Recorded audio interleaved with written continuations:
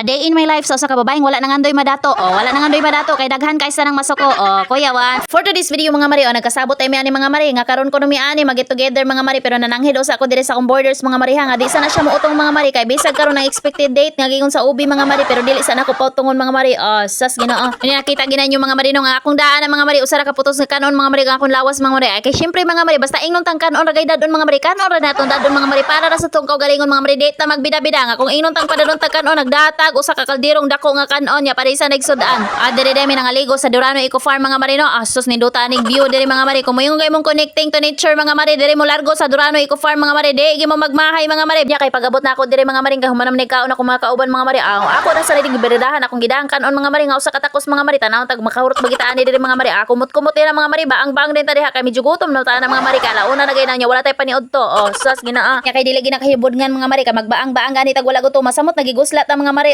Diri napita mga mari. Ari lagi mo kakitag swimming pool mga mari nga perteng daghana moy mag-adjust sa inyong height mga mari. Ug buyo mong 6 foot 7 foot mo mga mari. Anay para sa inyo mga mari kung moy ngom 3 flat ra mo mga mari. Perti sad na agi hapon na mga mari. Daghan kita sa nagkapilian mga mari. Unya basig nagasipok na inyong mga utok diha mga mari. Sas litira na din mo ari na din mo sa Durano Eco Farm mga mari pabugnawi day na mga mari.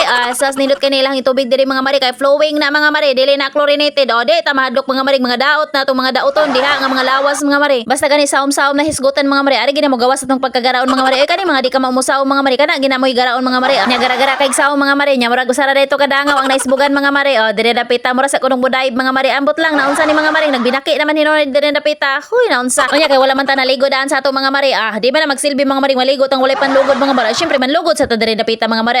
Sige tanawon ta nangahibat man ni dagway diri dapita nga ano man ni maghilak-hilak maning palangging. Inanagyud ko no na mga mari na surprise taon na siya mga mari. Kay gipalitan na mo siya cake mga mari para sa iyang retirement mga mari og sa iyang post birthday celebration mga mari. Asas pagkalingawan. Nya mga mari besan pag dili kita nag-birthday mga mari. Mga on gapon tas cake mga mari ang nag-birthday usa ra gyapon na ka slice. Ari gyud to mailhan mga mari palahubog kung nakatumba na kag duha.